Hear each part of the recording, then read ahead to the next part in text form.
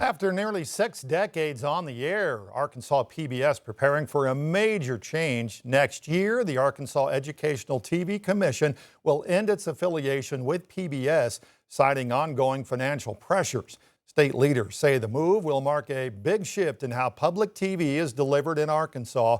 Reporter Maya Ellison looks at what's driving the decision and what viewers can expect going forward.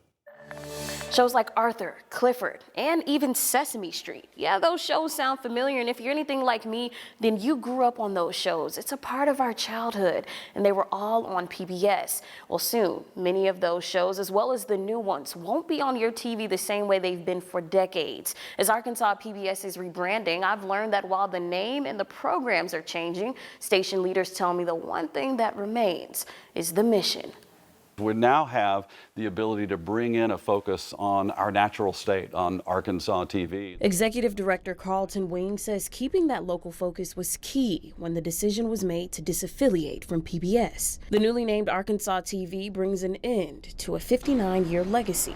In July, when the federal funding was stopped through the Corporation of Public Broadcasting, that was a huge financial hit for our station. It was $2.5 million, which is 20% of our overall budget. Back in September, CBS News reported more than $1 billion in public broadcasting funding was eliminated nationwide. Wing says staying with PBS would have left the station in financial limbo. Would it be safe to say that this decision was more about ensuring the survival of you all rather than honestly letting things fizzle out? Absolutely. What a lot of people don't understand is the dire financial situation that this station was in without that federal funding.